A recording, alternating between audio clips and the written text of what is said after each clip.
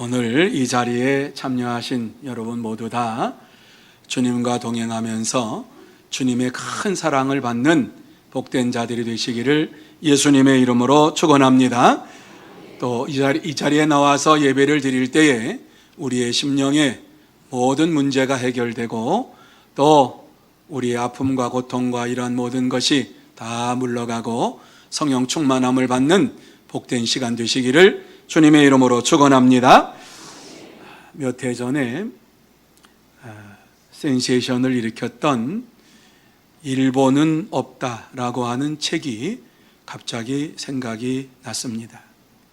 왜요? 요새 일본과 우리나라가 사이가 별로 안 좋아요. 그 생각이 나는데 일본은 없다라고 하는 이 책의 중심 메시지는 무엇이냐 하면 일본은 대단한 나라이지만 일본인들 한 사람 한 사람을 두고 볼 때에는 내놓을 만한 것이 없다라고 하는 메시지가 담겨져 있는 책이에요. 그러니까 일본 사람들 너무 두려워하지 말아라.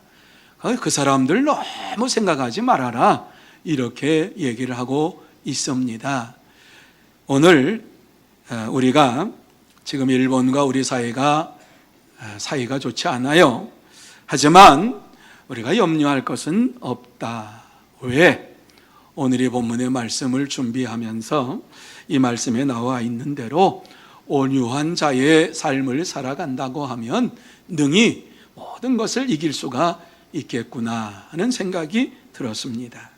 그래서 이 시간 온유한 자에 대해서 함께 나누면서 은혜를 받기를 원합니다. 본문에 보면 예수님께서 천국 백성의 특성 가운데 또 하나를 우리에게 말씀해 주고 있지요. 그것은 바로 온유함이라고 하는 것이에요. 이전에 나누었던 두 가지, 심령이 가난한 자, 애통하는 자, 그리고 온유한 자, 이렇게 오늘 이제 나누게 되는데 이러한 모든 성품은 천국에 들어갈 자들이 마땅히 가져야 할 성품이다. 이렇게 말씀해 주고 있습니다. 그런데 온유한 자가 복이 있다라고 하는 이러한 말씀을 나눌 때에 세상 사람들은 무엇이라고 하겠는가? 한번 생각해 보았어요. 온유하다 그러면 연약하다, 유약하다, 뭔가 좀 강직함이 없다, 이렇게 우리가 들려지는 것 아닙니까? 그러니까 세상 사람들이 온유한 자는 복이 있다 그렇게 얘기를 하면은 그러한 마음 가지고 어떻게 이 땅에서 성공합니까? 독한 마음을 품어도 성공할까 말까 하고 이 땅에 살아가는데 힘이 들까 말까 하는데 어떻게 온유한 마음 가지고 무한 경쟁 시대에서 살아날 수가 있겠습니까? 한가한 소리 하지 마십시오. 이렇게 얘기할 수 있지 않겠나 하는 생각을 해봅니다. 주님께서 우리에게 말씀하시는 이 온유함이라고 하는 것은 표면적으로 나타난 유약한 현상을 이야기하는 것이 아니라 우리의 심령 내부 속에 내적인 이러한 부드러운 마음과 더불어서 생명의 역사가 약동하는 이러한 마음을 온유한 마음이라고 표현을 하고 있는 것입니다.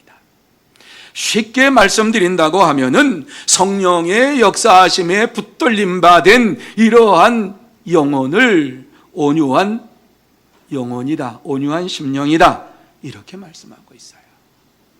성령의 열매로 맺어진 온유함이 있는 자가 땅을 유업으로 받을 것이, 기업으로 받을 것이라고 하는 말씀을 우리에게 주시고 있어요.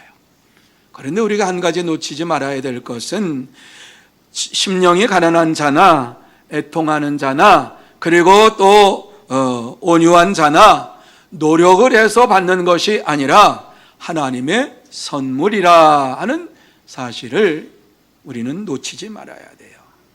하나님이 주시지 아니하면 우리는 누구도 이것을 소유할 수가 없어요. 자, 그러면 온유한 자는 복되다고 하는 이 말씀의 의미가 무엇인가 하는 것을 이 시간 몇 가지로 말씀을 드리겠습니다. 제일 먼저 온유한 자는 복되다라고 하는 이 말씀의 의미는 자신을 십자가에 못 박아야 한다 하는 이러한 의미가 담겨져 있는 것입니다. 자, 우리 한번 한 목소리로 읽겠습니다. 시작. 자신을 십자가에 못 박아야 한다는 것입니다. 그렇습니다. 오늘 온유한 자는 복이 있다라고 하는 것은 자신을 십자가에 못 박아야지만이 온유함이 우리에게 임한다라고 하는 말씀이에요. 갈라디아서 2장 20절 말씀에 보면은 이것을 잘 우리에게 말씀해 주고 있지요. 내가 그리스도와 함께 십자가에 못 박혔나니 이제는 내가 사는 것이 아니요 오직 내 안에 그리스도께서 사시는 것이라, 이렇게 말씀을 하고 있습니다. 여러분, 이 말씀을 자세히 보시기를 바랍니다. 이 말씀의 의미가 무엇입니까? 십자가에 내 자신의 욕망과 정욕을 못 박을 때에 온유함이 우리에게 임한다라고 하는 말씀입니다. 그래요. 그리스도와 함께 십자가에 죽은 자만이 온유함을 소유할 수가 있는 것이에요. 그렇지 아니하면 온유함을 소유할 수가 없어요. 내가 죽지 아니하는 이 온유함은 양의 가죽을 쓰고 우리에게 찾아온 강도의 강폭함과 같은 것이다, 이렇게 말씀드릴 수 있어요. 온유한 자가 땅을 기업으로 받을 것이라고 하는 이 말씀은 세상이 곧 온유한 자의 것이 된다라고 하는 의미가 담겨져 있어요. 여러분, 이 세상을 낙원으로 바꿀 수 있습니까? 우리의 힘으로 이 세상을 변화시킬 수 있습니까? 한때에는 얼마든지 사람이 이 세상을 바꿀 수 있다라고 생각을 했습니다. 그래서 많은 사람들이 제1차 세계대전 전까지만 해도 이 세상을 우리 마음대로 바꿀 수 있다, 사람이 마음먹은 대로 이 세상을 바꿀 수가 있다, 이렇게 호언장담을 하고 세상을 살았어요. 1차 세계대전이 일어나자마자 세계가 완전히 무너져 버리는데 걷잡을 수 없이 그동안 쌓아놓았던 모든 것들이 한꺼번에 파괴되기 시작합니다. 그리고 나서 사람들이 이거 우리가 할 수 있는 게 뭐지? 이렇게 생각을 했습니다. 2차 세계대전이 곧 이어서 발발을 하고 난 다음에 사람들의 생각 속에는 우리의 마음대로 할 수 있는 것이 없구나, 우리가 이 세상을 낙원으로 만들 수가 없구나 하는 이러한 마음을 갖게 되었습니다. 하지만 우리 마음의 낙원은 내 자신이 십자가에 죽을 때에 얼마든지 변화시킬 수가 있는 것입니다. 그렇습니다, 여러분. 우리의 심령의 변화는 얼마든지 우리가 할 수 있는 것이지요. 이 세상을 바라보면서 이 세상이 죄악으로 가득 찼다고 생각합니까? 모순으로 가득 찼다고 생각합니까? 부조리로 가득 차서 이 세상에 더 이상 살 만한 소망이 없다고 생각합니까? 그리고 우리의 힘으로는 바꿀 수 없구나, 이렇게 생각합니까? 그렇지요. 바꿀 수 없어요. 하지만 이 세상을 바라보면서 원망과 저주와 불평만 가지고 살아갈 수는 없지 않습니까? 세상을 바꿀 수가 없다라고 하면은 다시 한번 내 자신을 바꾸어 보면 어떻겠습니까? 세상에 대하여 내 마음을 바꾸어 본다고 하면 이 세상을 얼마든지 새롭게 볼 수 있는 이러한 역사가 나타나지 않겠습니까? 여러분, 여름이 되면은 우리가 선글라스를 낍니다. 이 세상을 푸른색으로 다 칠할 수는 없지만 저와 여러분이 푸른색 선글라스를 딱 끼면은 그 순간부터 모든 세상이 푸른색으로 다 변합니다. 이와 같은 원리로 내 안에 감사와 온유와 사랑으로 가득 차서 이 세상을 바라볼 때에 작은 것이라도 감사하고 하나님의 은혜에 대하여 감격하면서 이 땅에서 살 수 있지 않겠습니까? 일본에 전신마비로 온몸이 뇌성마비로 인하여서 움직이지 못하는 눈동자만 움직이는 미즈노 겐조라고 하는 사람의 간증입니다. 이 사람이 나면서부터 한 번도 걸어본 적도 없고 일어나 본 적도 없이 누워서만 생활을 했습니다. 그의 삶은 불행이었습니다. 이렇게 사느니 죽는 게 낫겠다. 내가 살아서 무슨 가치가 있나, 무슨 의미가 있나, 이렇게 그는 자기 자신을 볼 때에 기가 막혔어요. 자기가 뭐 할 수 있는 것이 아무것도 없어요. 눈만 껌뻑껌뻑거리고 숨만 쉬고 있는데 그것이 무슨 의미가 있나? 죽고 싶어도 죽지를 못해요, 스스로는. 그런데 어느 날 예수 그리스도의 복음을 듣고 예수 그리스도를 마음속에 영접한 이후에 그는 이렇게 고백을 했어요. 불행해도 행복하게 살 수 있었던 것은 주님을 만난 후부터이다. 그렇게 그는 고백했어요. 주님을 만나고 난 이후에 주님께서 나 같은 자를 위해서 십자가에서 죄 흘려 몸 버려 피 흘려 이와 같이 돌아가셨다라고 하는 사실을 생각할 때에 너무너무 감사했어요. 그래서 주님을 만나고 난 이후에 주님을 나의 구주 나의 하나님으로 영접하고 그가 눈을 뜰 때마다 모든 것이 감사하게 되는데, 눈을 뜨는 것만도 감사하고 눈으로 보는 것만도 감사하고 이와 같이 모든 움직이는 것을 볼 때에, 그리고 숨쉬는 이것까지도 감사합니다. 날아다니는 파리를 보고 나비를 보고 또한 생물을 봅니다. 꽃을 봅니다. 세상을 봅니다. 이렇게 보는 이 모든 것이 너무 감사했어요.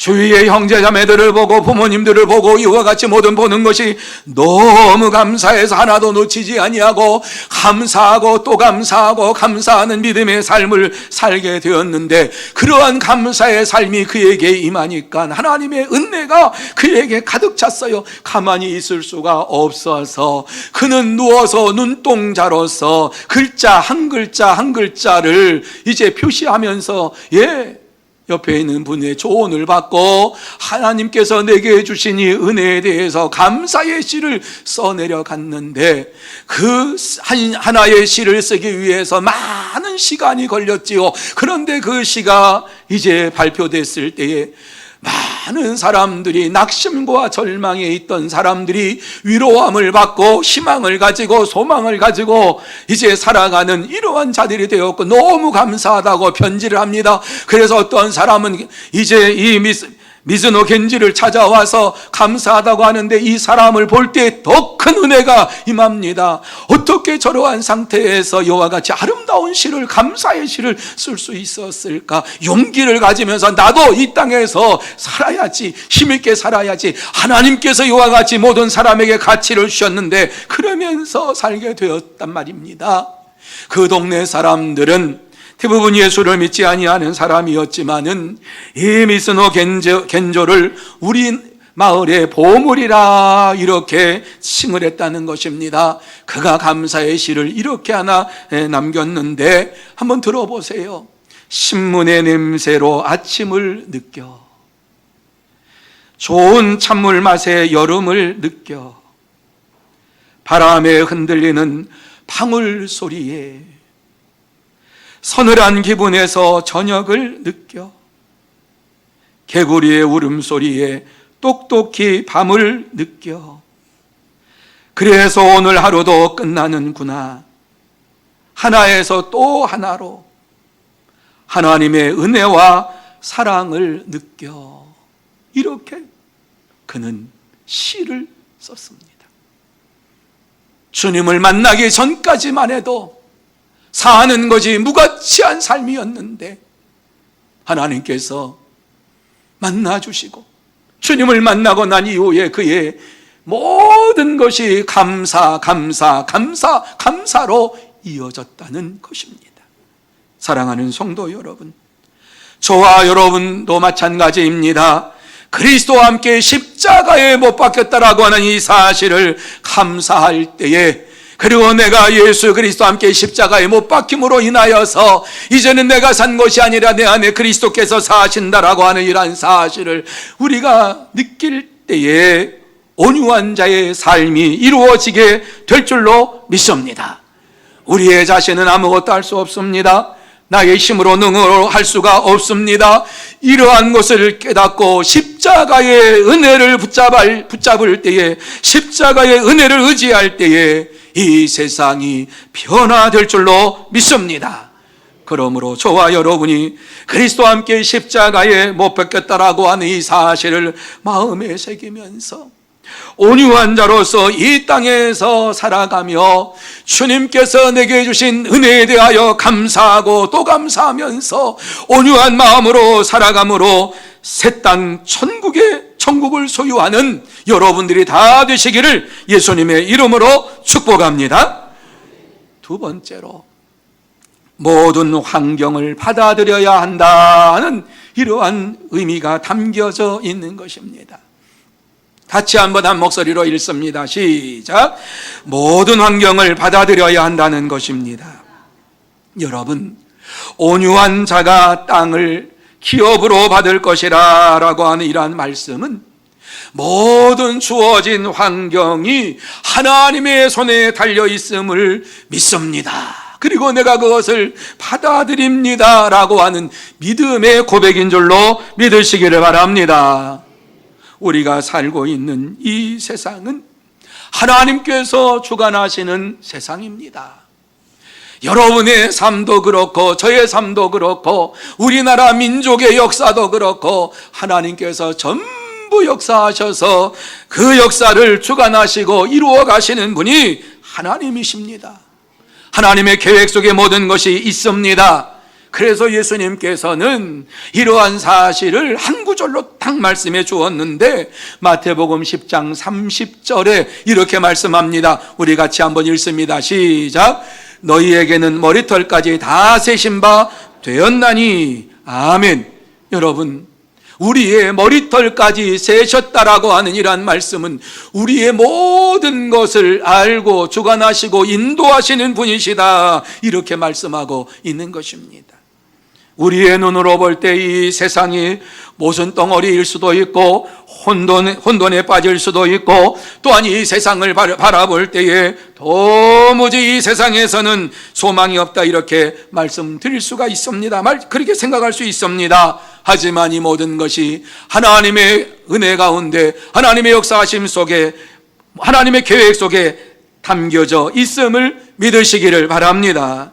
그래서 솔로몬은 이렇게 말했습니다. 우리가 너무 잘 아는 말씀이에요. 같이 한번 한 목소리로 읽습니다. 마음에 새기며 읽습니다. 시작.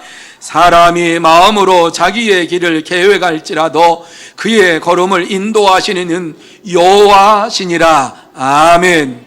여러분, 이 말씀을 아멘으로 화답할 수 있는 자들은 그렇구나, 인생 살다 보니까 진짜 이 말씀 맞네, 우리가 아무리 계획한다 할지라도 하나님의 인도하심이 없으면 아무것도 이룰 수가 없었네, 하나님께서 계획해 놓으신 그 길 내가 달려왔고 하나님의 인도하심을 따라서 여기까지 왔지, 그러면서 하나님 앞에 감사하며 영광을 돌리게 되는 것입니다. 솔로몬은 바로 그러한 자였습니다.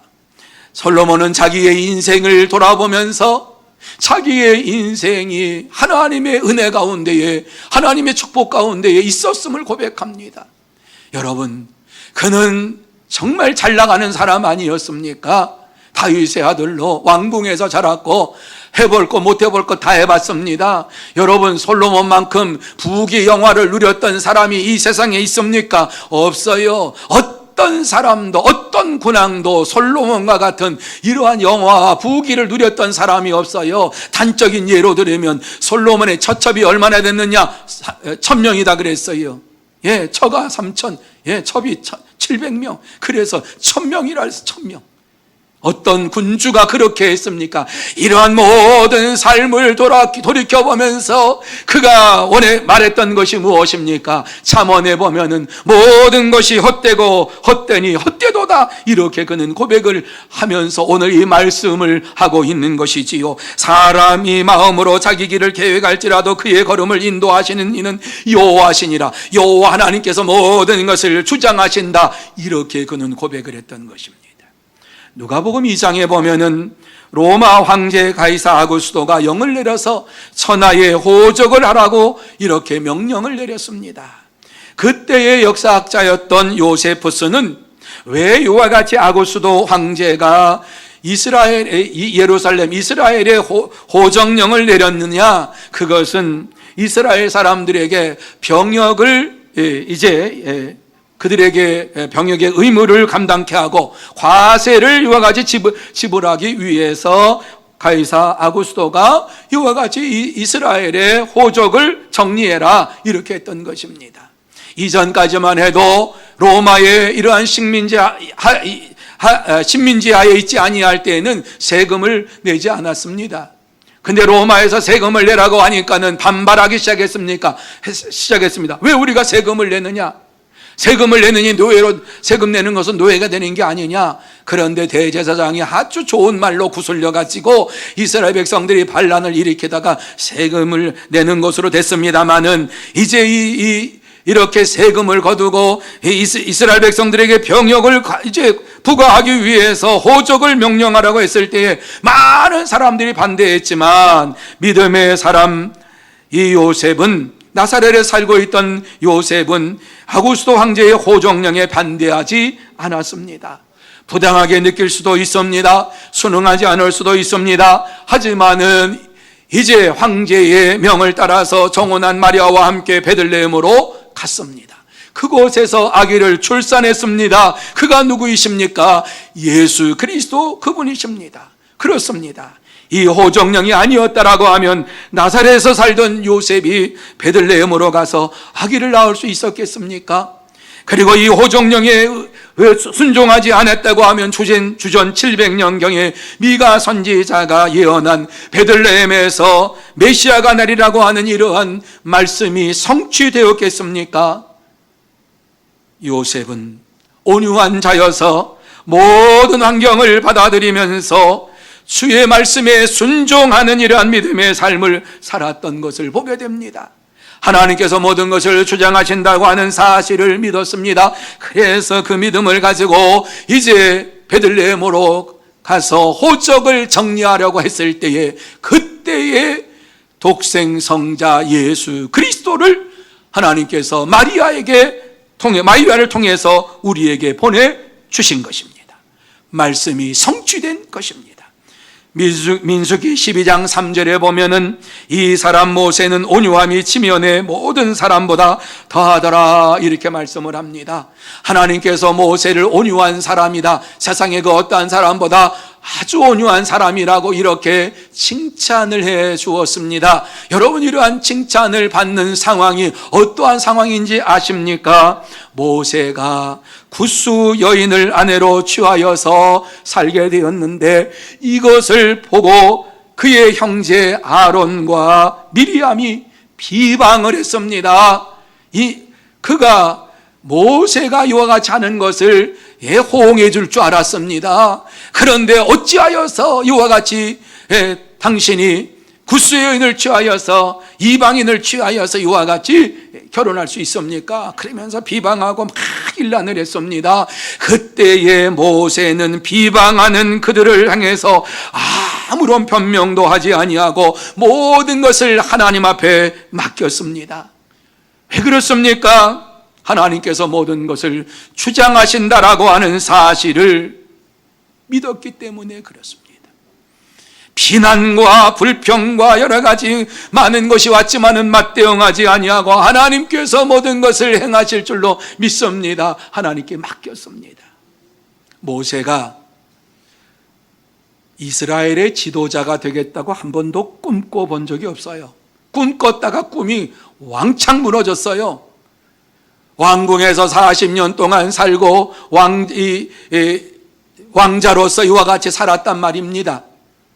궁중의 모든 문물을 다 배우고 최고의 학문을 습득했어요. 그때가 40세예요. 40세 때가 되는데 어려서부터 그가 들었던 말씀이 있어요. 너는 유대인이다. 너는 유대인이다. 그래서 자기는 유대인인 줄 알았어요. 그래서 이제 공사 현장에 나가가지고 그 공사 현장에서 애굽 사람과 이스라엘 사람이 싸우고 있으니까는 이스라엘 사람의 편을 들어서 애굽 사람을 탁 쳤는데 죽어버렸어요. 땅에 이 모래에 묻었어요.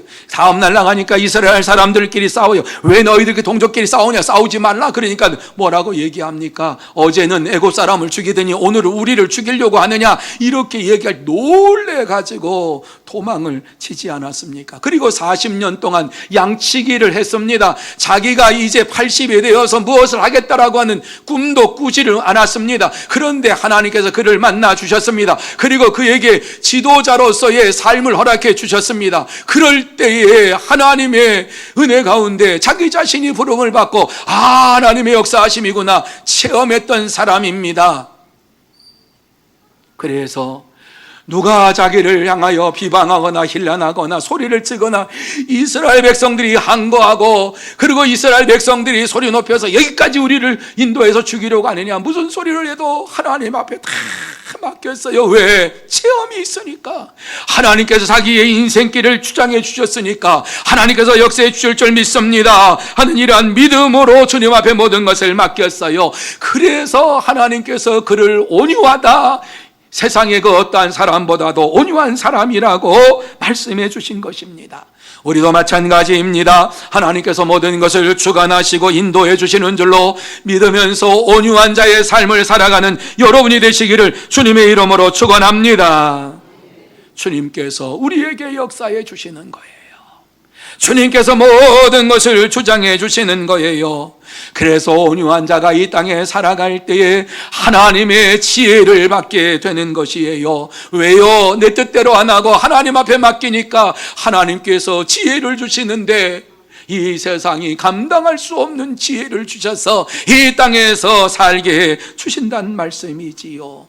저와 여러분이 이 말씀을 생각하면서 모든 것이 하나님께로 왔고 하나님께로 돌아가는 줄로 믿습니다.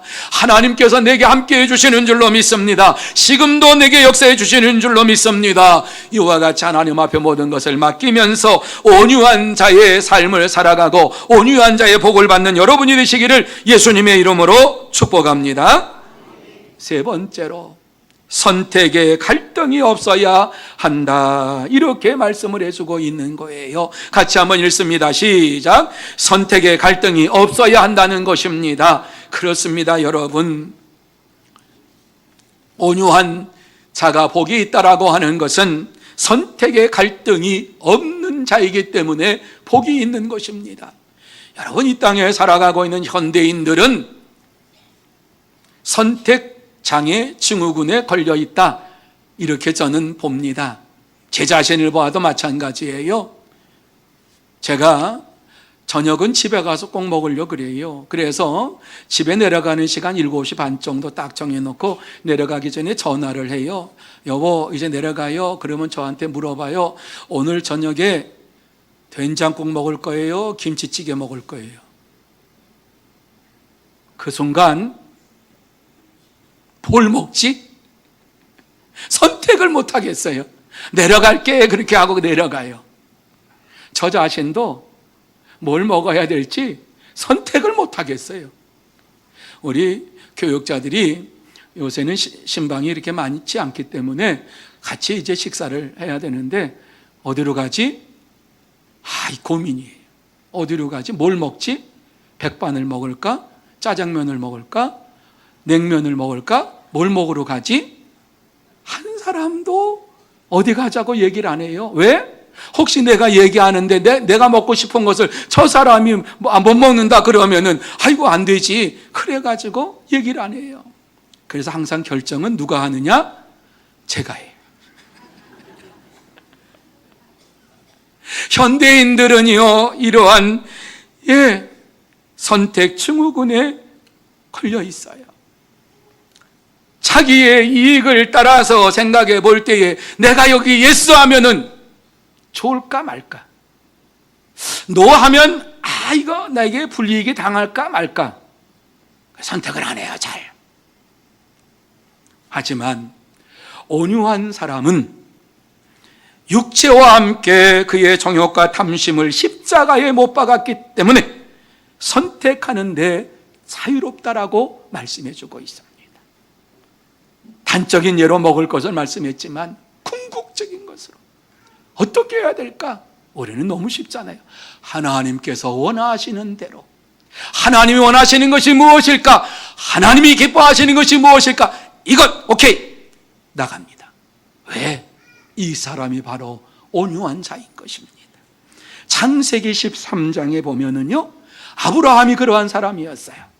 아브라함이 거부가 됐어요. 그리고 그와 함께 갔던 조카 롯도 거부가 됐어요. 그래가지고 목축업을 하는데 이 종들이 서로, 아브라함의 종들과 롯의 종들이 너무 이제 양이 많아지고 가축이 많아지니까 좋은 자리를 차지하기 위해서 싸움이 벌어졌어요. 안 되겠다 생각해서 아브라함이 롯에게 얘기합니다. 내가 좌하면 나는 우하고 내가 우하면 나는 좌하리라. 무슨 얘기입니까? 조카에게 양보하겠다. 네가 원하는 대로, 네가 좋은 대로 가라. 그러면 나는 그 다음 거 가겠다. 이렇게 말씀을 하고 있는 거지요. 아브라함은 선택에 있어서 해방이 된 사람이에요. 전적으로 하나님을 의지하기 때문에 하나님께서 나에게를 인도해 주실 줄 믿습니다. 이렇게 살아가는 자였어요. 바로 이것이 온유한 자의 삶인 줄로 믿습니다. 양보할 때에 주님께서 그에게 더 큰 은혜와 축복으로 채워주셨어요. 여러분, 주님을 소유하는 자들은 세상을 얻기 위해서 다투지 않습니다. 주님이 모든 것을 주장하신다라고 믿기 때문에 주님 앞에 맡깁니다. 주님께서 역사해 주실 것을 의지하며 나아갑니다. 그래서 주님께서는 우리에게 무엇이라고 말씀합니까? 이렇게 아주 짤막한 말씀으로 말씀하지요. 우리가 너무 잘 아는 말씀이에요. 자, 마태복음 6장 33절 같이 한번 한 목소리로 읽습니다. 시작. 너희는 먼저 그의 나라와 그의 의의를 구하라. 그리하면 이 모든 것을 너희에게 더하시리라. 믿으시면 아멘. 여러분, 우리는 이 땅에 사는 동안에 주님께서 주신 이 말씀이 있어서 쉽게 모든 것을 해결할 수 있어요. 하나님이 원하시는 것부터 먼저, 그리고 그 다음에 세상의 것, 이렇게 우리는 쉽게 구분을 합니다. 너희는 먼저 그의 나라와 그의 의의를 구하라. 그리하면 이 모든 것을 너희에게 더하시리라. 그런데 이것을 우선순위를 바꿔가지고 이렇게 믿음 생활하는 사람이 많아요. 하나님 이거 꼭 주세요. 그러면 내가 하나님을 더 열심히 섬길게요. 그럴 때 주님께서 뭐라고 말씀하시겠습니까? 우리를 보시면서 아마 우시실 거예요. 야야, 내가 성경에 다 기록해놨는데, 약속해놨는데 너 그거 읽어봤냐? 그거 한번 읽어보고 나한테 기도해라. 하나님 이거 주시면 내가 뭐 하겠어요? 이게 아니라 너희는 먼저 그의 나라와 그의 의의를 구하라. 그리하면 이 모든 것을 너희에게 더하시리라. 우리가 축복을 받는 그러한 것은 하나님을 먼저 섬기고 먼저 의지할 때에 다른 세상의 것으로 채워주시겠다고 약속했는데, 종종 우리는 이것을 잊어버리고 하나님 이거 해주시면 내가 더 열심을 갖겠습니다. 하나님 이거 해주시면 내가 주님을 위해서 이거 하겠습니다. 이런 조건을 달고서 자꾸 신앙생활 하려고 그래요. 하나님이 보실 때야, 야야 나 그거 없어도 충분하다, 똑바로 신앙생활해라. 아마 우리에게 그렇게 말씀하시지 않겠는가 생각이 듭니다. 여러분, 온유한 자는 먼저 하나님의 말씀을 생각하고 하나님을 먼저 의지하면서 나아가게 되는 것입니다. 이러한 자가 이 땅에서 하나님이 주시는 놀라운 축복을 받게 될 줄로 믿습니다. 어떤 성자가 길을 가다가 귀한 보석을 발견했어요. 뭐 흙 위에 그냥 이렇게 흙 더미 속에 있는데, 근데 딱 보니까 이게 뭐지? 그러고 보니까 보석이에요. 아주 값나가는 보석이에요. 야, 이런 보석을 왜 사람들이 찾지를 못했을까? 그러한 순간에 한 청년이 달려오면서 그것이 자기의 것이라 그러는 거예요. 그래서 그에게 물어봤어요. 청년, 이 보석이 당신이 잃어버렸습니까? 그러니까 아니요. 아니 그런데 왜 당신의 것이라고 얘기합니까? 그러니까 이 청년이 아주 당당하게 얘기해요. 내가 점을 쳐봤는데 이곳에 오면 귀한 보석을 발견하게 될 것이라고 해서 왔습니다. 그런데 정말 보석이 있군요. 그러니까 그것은 내 것입니다. 말도 안 되는 얘기를 했어요. 그래서 이 성자가 그러냐고, 가져가라고 그러면서 그 귀한 보석을 덜커덕 주었어요. 잘 살라고. 그리고 성자는 이제 길을 또 떠나게 됐어요. 이 청년이 너무너무 좋아가지고 이 보석을 가지고 무엇을 할까 가만히 생각할 때에 정신이 번쩍 들었어요. 그리고서 다시 성자를 향해서 확 달려가가지고 성자를 딱 붙잡고 얘기를 했답니다. 내가 가만히 생각해 보니 점에서 말한 보석은 이렇게 귀한 보석을 아무 주저함 없이 줄 수 있는 당신의 마음인 것 같습니다. 저에게 그러한 마음을 소유할 수 있도록 가르쳐 주시기를 바랍니다. 이렇게 얘기했답니다. 정말 우리에게 교훈을 주는 이러한 이야기입니다. 사랑하는 성도 여러분, 이 세상에서 가장 좋은 보석이 무엇입니까? 이 세상에 그 또한 것이 아니라, 세상에 얽매인 것이 아니라 온유한 마음인 줄로 믿습니다. 온유한 마음이 있을 때에 우리는 이 세상의 모든 것을 다 소유할 수가 있고, 연약한 것 같지만 연약하지 아니하고 강함으로 이 세상을 살아갈 수가 있습니다. 그러므로 온유한 자가 되려면 우리의 우리의 모든 소유에서 자유로워져야 되는 것입니다. 그럴 때 하나님의 역사하심이 저와 여러분에게 나타나게 될 줄로 믿습니다. 그러므로 온유한 자가 되어서 먼저 하나님의 나라와 의의를 구하고 약속하신 새 땅인 천국을 소유하는 성도 여러분들이 다 되시기를 예수님의 이름으로 축복합니다. 기도하시겠습니다. 거룩하신 하나님 아버지, 은혜와 사랑을 감사합니다.